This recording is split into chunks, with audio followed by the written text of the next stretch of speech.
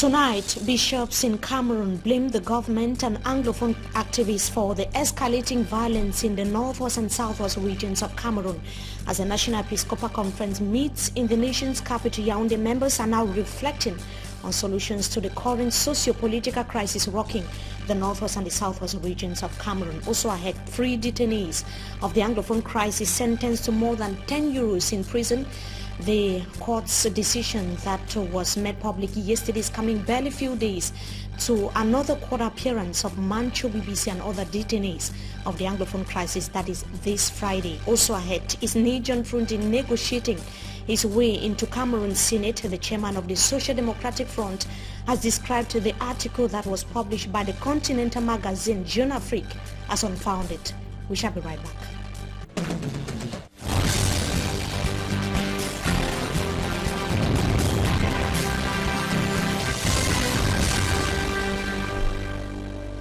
Good evening to you, ladies and gentlemen. We thank you so much for joining us in this edition of the Primetime Newscast on Equinoxe Television. The bishops from the 10 regions of Cameroon are now reflecting on the causes, consequences and solutions to the Anglophone crisis, the crisis that has been rocking the northwest and the southwest regions of the country for more than 1 year now. They say that social, political and economic activities have been grounded since the crisis started.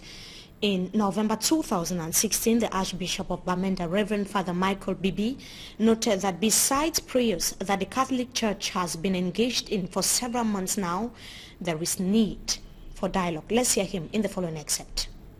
This from the Archbishop of Yaoundé reminded us about the fact that our meeting is taking place within the context of the present socio-political problem, especially in the north and the southwest region. When this problem started in 2016, I am sure if anybody was asked that by this time in 2018 we'll still be living through the problem, we would not believe that the problem will still be continuous. But the reality is that the problem is still continuing. You know, the military men are still being killed. In retaliation, the military killed the civilians and destroyed property. And I think that it has reached a stage that the head of state, you know, our father and our president, if you have children in the house who are secessionists or terrorists, I think it's important to bring them together for an inclusive dialogue with everybody involved so that they can actually bring out what their grievances are and be able to, you should be able to find out from them, you know, what makes them to behave the way they are behaving, and if possible, if the solutions taken so far is not resolving the problem, it means there is something fundamental that still needs to be done. And I think having that dialogue and getting everybody involved is going to be of help in order to bring back peace in the north and the southwest region. The bishops of the Bamenda Ecclesiastical Province and the bishops of Cameroon, it has been our wish that this problem should be resolved as soon as possible, and we continue to pray that God will give wisdom to our leaders so that all of us will be able to see the importance of peace. And of course we cannot have peace when there is no justice, so that we can look for lasting solutions as far as this problem is concerned. And the Archbishop of the Metropolitan Archdiocese in the nation's capital said that the conclave of bishops is centered on peace. Archbishop Jean Baga noted that the prelates are also seeking ways to what he called the best way out of the current socio-political unrest in the 2 Anglophone regions of Cameroon. Let's hear him in the following excerpt. He was speaking to our reporter in Yaoundé, Marcel Nganso. This Marian year is dedicated to the peace in our country, because Mary is our patroness in Cameroon for many times ago. And we pray together with Mary, we pray God to keep our country in peace, in solidarity. That's why we are very concerned about the situation in the southwest and the northwest regions. We intend to contribute to find solutions at our level, we welcome all the people coming from that regions to find in our church places, schools, and many accommodations. This is the sign of our solidarity in concrete practice. We also intend to, in this conference, to share with all the bishops and look for what can be now the best way to stop violence, to stop aggressions, and to live together after this crisis. For my priest about Father Nkodo, yes, now he has been called by the judiciary authority to give his version of facts. He's free, but he now following what we can say a process, and we are looking for the end of this process to know exactly what is the truth about this problem that all the people is now talking about. So let us wait for the issue of that. Stop to say things false, like fake news about the father. We will know after the process what is really the truth about this problem. I want to say that our Episcopal Conference is now facing about what we can say, how to make that our church continue to grow and play his social role in our country in the way that we can contribute to the well-being of all the people in our nation. That is what I can say now. It would be better to come after this assembly to have the conclusions of our sharing participation here. And as we announced in the headlines, some detainees of the Anglophone crisis were yesterday sentenced to more than 10 years in prison. One of them is Terence Penkan, found guilty of terrorism, secession, group rebellion, and incitement of civil war, was sentenced to 12 years in jail. Two other inmates, that is Nche Benjamin and Ambezi Andrew, have each been slammed 11 years behind bars by the military tribunal in the nation's capital. The court's ruling is coming at the time when some Anglophone activists have given as precondition for the return to normalcy the release of all those that have so far been arrested in connection with the socio-political crisis rocking the two Anglophone regions of Cameroon. It should be noted that it is coming barely few days to another court appearance of Mancho BBC and other detainees of the Anglophone crisis. They are expected in court at the military tribunal in Yaoundé. That's going to be on the 13th of April 2018. Now, the former vice president of the Southwest Court of Appeal, Justice Mbeng Martin Ako, was picked up in a Wele village in Manyu division of the Southwest region of Cameroon, has been released 4 days after he was picked up by some yet to be identified individuals. It remains unclear how he was released. It should be noted that Justice Mbeng Martin Ako was picked up during his mother's funeral that was taking place in the locality of Ewele, that is his native village in Manyu division of the Southwest region of Cameroon. He was later taken to Mamfi for medical checkup in the early hours of this morning. We are having reports that he is safe and sound. And users of the Boya Kumba route in the southwest region of the country have to brave the broken nature of the roads few meters into Moyoka, while in the Fako division of the southwest region of Cameroon, Derek Jato went there, is reporting that accidents are common on that stretch of road. His report.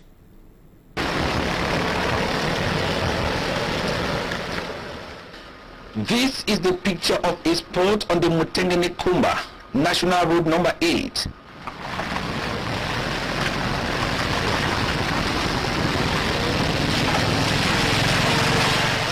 We are at Lyongu, a village after Boya, along the Boya Kumba Highway, where a pool of water has taken close to 90% of this particular portion of the road. And this remaining track, almost reduced now to a footpath, is today serving as an accident trap. You might want to take a right path and go to collide with somebody who was on his own track.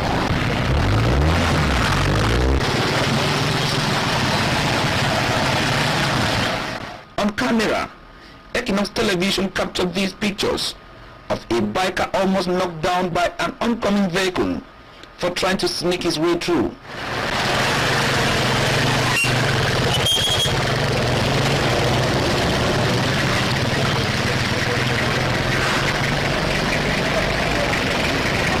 We are almost there for him now because of the condition of the road.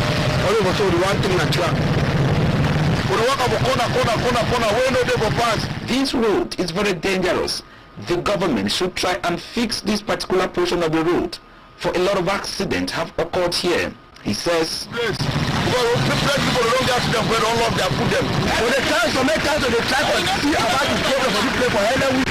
the council try and fix this road. They must not only wait on the government. Another driver added, my brother, really road they show, I don't know how I picked up because the road they show is worrying me. But now the one comes so come the already bad situation is made worse at night. Heavy trucks are a threat to us commercial bikers. Here, anything can happen at any time. This road user lamented. Apart from being the national road number 8, or the main road connecting Kumba, the economic capital of the region, to Buea, the administrative headquarters, this Mutengene-Kumba Mountain Road is economically a window for the exit of natural resources like wood out of the southwest region to the outside world.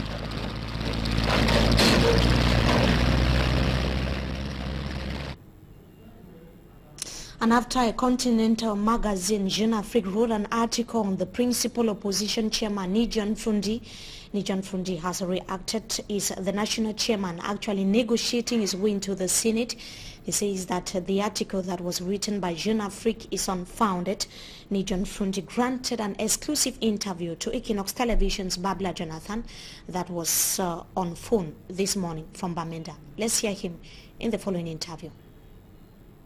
I have not given an interview or granted an interview to Jeune Afrique at any one time of the recent past. I talked to Jeune Afrique, I think, almost 18 years ago when they stopped publishing about the SDF. So I do not know whether the Jeune Afrique are still in existence. And for them to say, a reputable newspaper like that, to say that I am negotiating to get into Senate, I refused turning the elections. I handed that over as I handed the baton for the presidential race of the party. So I couldn't have handed things over and I'll go behind and negotiating that I should be accepted to go into Senate, first to go into Senate and then to be the president of Senate.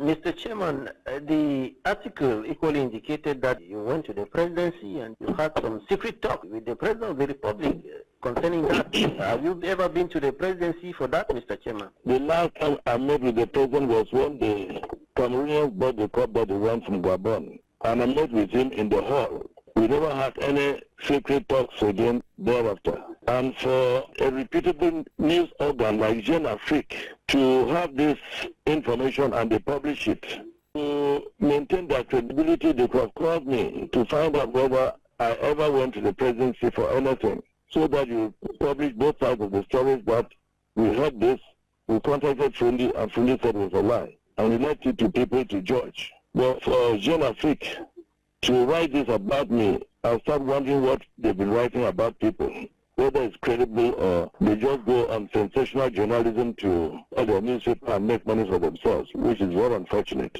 Mr. Chairman, I want to be very clear and straightforward. Did you go to the presidency? I have not been to the presidency.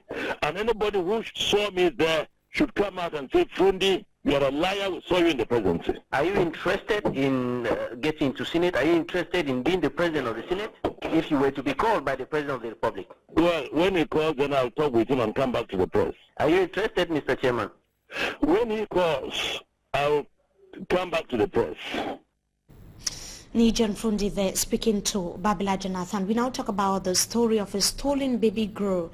a 2-week-old child that was stolen from Buda West region of the country and taken here to the country's economic capital, Douala. The child was found yesterday afternoon in Makepe by security forces who apprehended the abductor of the child. It should be noted that the 2-week-old baby would disappear from the side of the mother in Buda West region of Cameroon is in the hands of the parents. It is after security forces launched investigations. We can see how the baby finally returned to the parents. The woman who kidnapped the child was previously found by her companion, or with her companion feeding the baby. Her companion was claiming and celebrating with relatives, believing that the lady actually put to bed. And it should be noted that the child was taken to hospital. Doctors concluded that the baby is in good health. That was an incident that occurred a few days ago. The child was found with the abductor. That was yesterday here in the economic capital, Douala. Now, hundreds of inhabitants of the Katiewit neighborhood in the Douala 2 subdivision have been rendered homeless by a demolition exercise that was carried out by authorities. The houses were demolished to build for the construction of the land. The land is said to be belonging to the Douala International Airport. They were demolished for the execution of an extension project within the framework of efforts to raise the airport to international standard. Details with Innocent Aze. Some of the over 300 affected inhabitants could still be seen in Wadesienge and Batia neighborhoods in Douala, searching and transporting their properties to unknown destinations.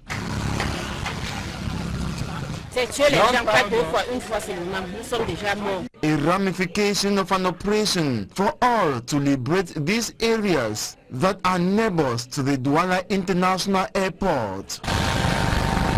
Residents of these 2 inhabited areas, now leveled like football pitches, never saw these mass demolitions approaching.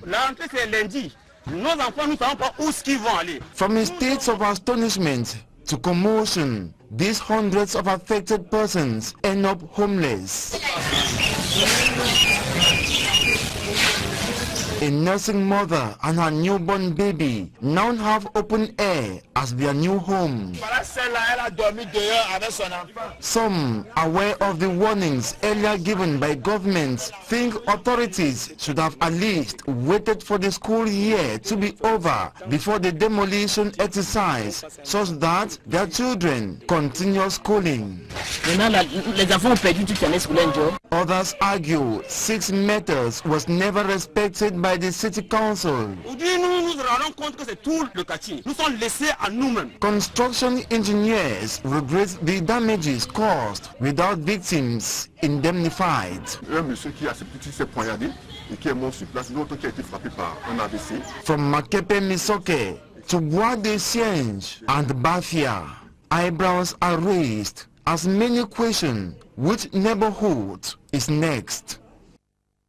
And here in the economic capital, Douala, still motorbike riders have cited bottlenecks and limited finance as some of the factors preventing them from getting themselves identified.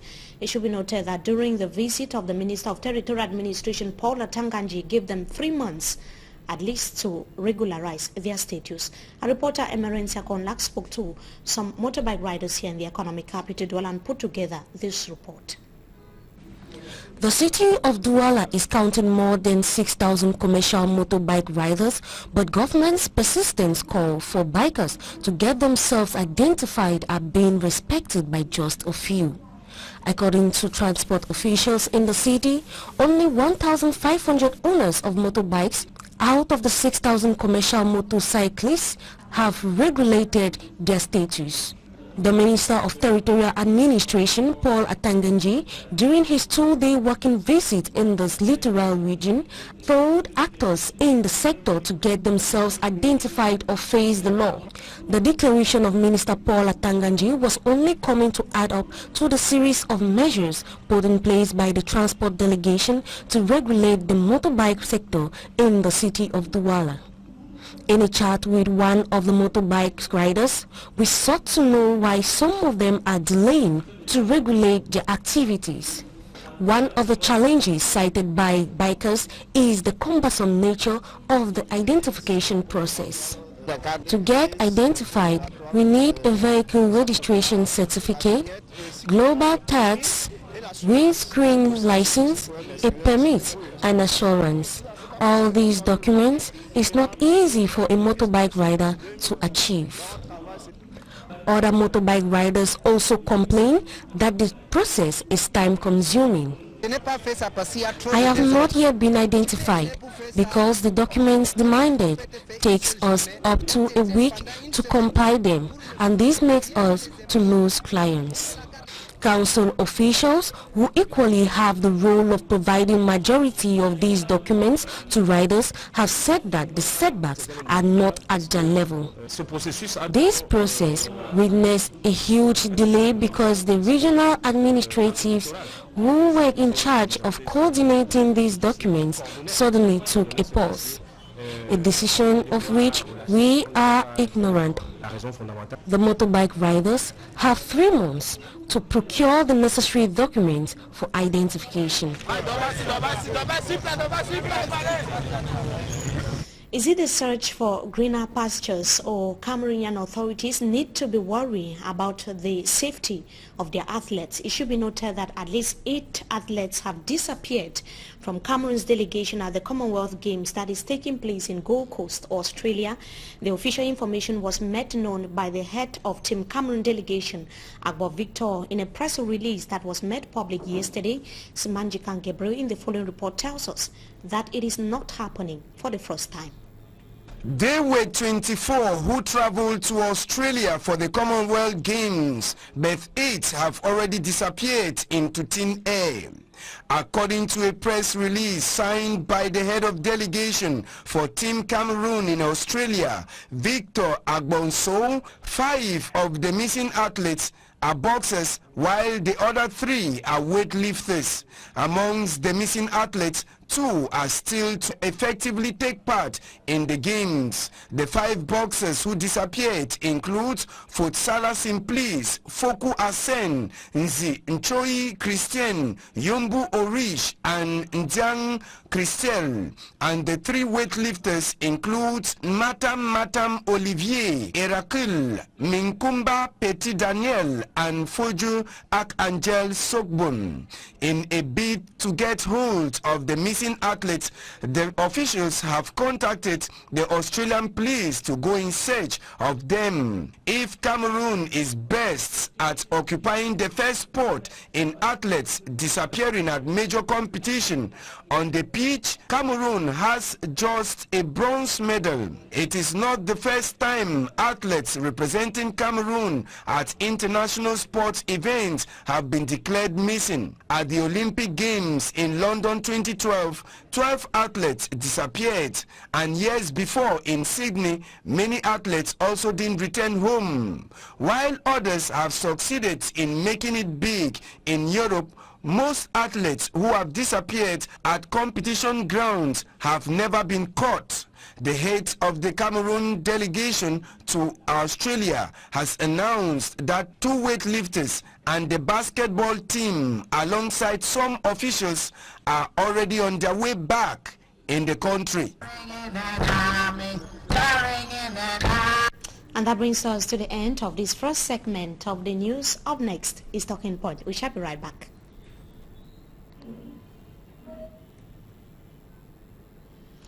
And in the second part of this newscast, we are going to be receiving a common law lawyer, a barrister at law here in the economic capital, Douala, Barrister Tamfu.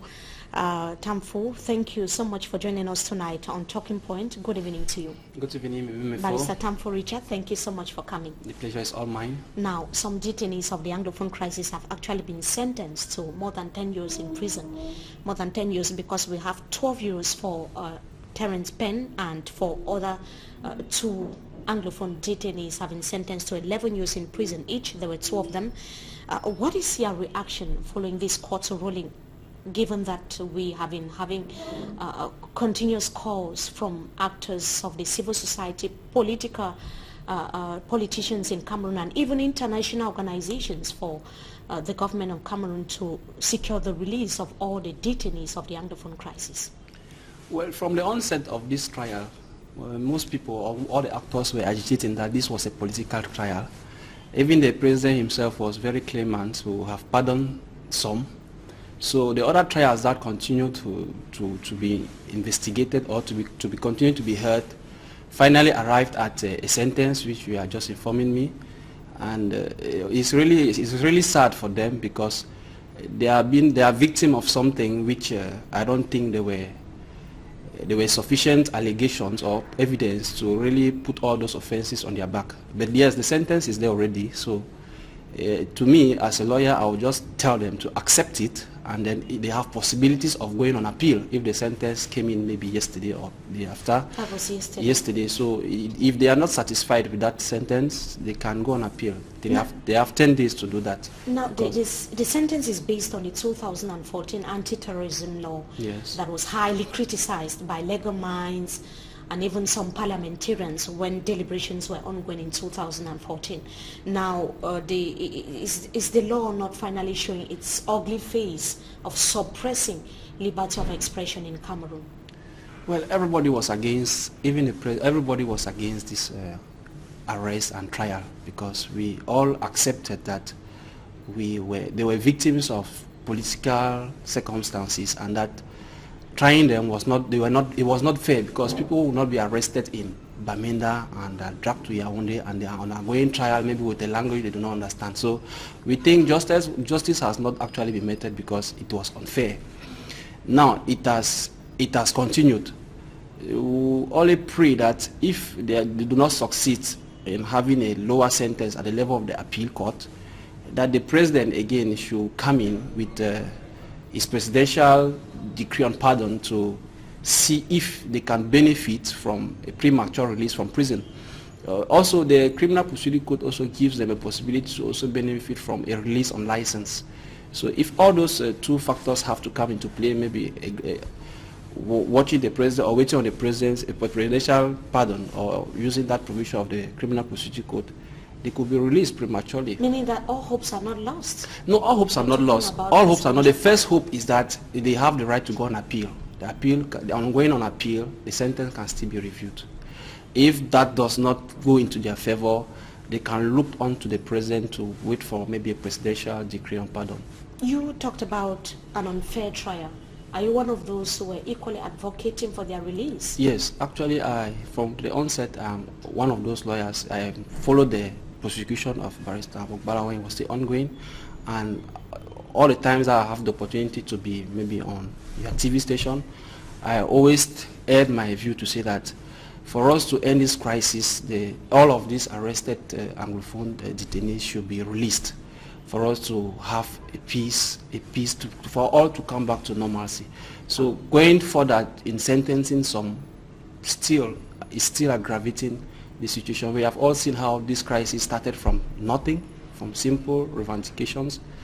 Now you hear people are abducted, guns are all over in circulations. We don't know what can happen next. So today some are sentenced. I don't think we are moving towards that peace that we are seeking. Talking about the court's decision, Mancho BBC and other detainees of the Anglophone crisis will be appearing in court in a few days from now, precisely on the 13th of April 2018, on Friday this week. Do you think that they have some chances? Is it already painting a picture of what the verdict as far as their case is concerned will be all about? Yes, we all know that the law on terrorism is the punishment under the law of terrorism is the sentences are always very heavy, even going as far as the death penalty. So the military tribunals has already shown the way that those who are standing trial, obviously they will be sentenced. So I don't expect something different from what has been slammed on penitents. They should just be ready to, if the sentence fall, let them go on appeal. And like I said, it is not yet over. The president still has a say. He can decide to, just like Didier Yum, she was pardoned by the presidential decree. Tangana Membera, others who also and even other detainees of the Anglophone crisis, yes, so even though they were not sentenced yet. Good, exactly. So the president can still, if he's still in line with trying to bring or seeking peaceful solutions to this crisis, he still has so much to do. Meaning that the head of state has a yam and a knife? Yes, yes, that is the head of the state. From the beginning of this crisis, everything reposed on him. To me, I think at times I am keep to believe that this crisis is benefiting some people, because I don't see why we have the possibility to put an end onto something and we don't want to put it. If the President of the Republic stands today and say, okay, I want to stop this Anglophone crisis, all those who are arrested within this Anglophone crisis, I set you free. Children, abandon your arms, come to the table, let's talk. What are your grievances? The President can even invite third parties. If, for example, they say, no, it won't be fair, the President can invite the Francophonie, can invite the African Union, all those international bodies, NGOs, human rights organizations, civil society, bring them to the table. Only after those that have been arrested have been freed, have been set free? Yes, of course, everybody, because, you know, now we are like in a war zone. The secessionists have their own people that they have adopted. The government has some people that they have adopted. So I think it is time for both parties to bring out all the people they have arrested.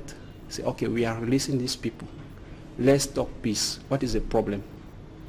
All of them now put what they have on the table of negotiation. And from there, through the dialogue phase, there can be solutions. Now, the impact of the court's decision on the current Anglophone crisis, what do you have to say about how it can affect the current socio-political those are situation? Still aggravating measures. It will still go on aggravating things. That is Ben Terence. That was a teacher in CAS. Now he's been sentenced over something which for his personal note knows that the trial is unfair.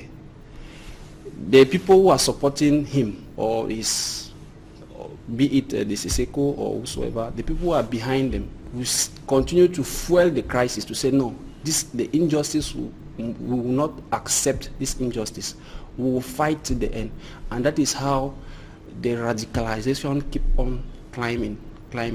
So to me, I think that sentencing these people, for example, Mancho BBC, who is even more popular than the others, slamming him a sentence maybe on the 14, may instead add more fuel to this crisis. So I think the government or the President of the Republic still has a very open way to put an end to this.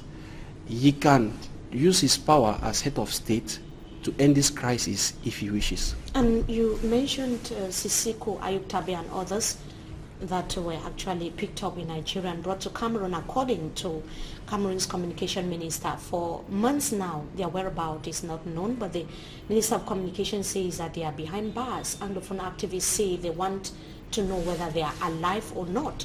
What do you have to say as a lawyer, a legal mind? Well, I have not seen them. I cannot tell you I believe what is being said until you tell me you have arrested someone, and these are people who have been arrested and they have been kept incommunicado for 3 months, more than even. How do you want me to believe that they are alive? You can only tell me that they are alive if you present them. If the spokesperson of the government really wanted to show to Cameroonians that they are alive, why not handcuff them, chain them, and then present to the public that yes, people, you see, yes, I follow the communique. He says they are in good health. They have had, but I don't even think a lawyer has even had access to them. So, to me, I don't believe into that until I see them. Thank you so much, Barrister Tamfo Richard, for joining us tonight on Talking Point. We hope to have you some other time again. Thank you, Mimi. So have yours. It was equally a pleasure having with us in this edition of the Primetime Newscast on the Equinoxe Television. Wishing you a blessed stay in the company of our programs. Until we meet again, goodbye.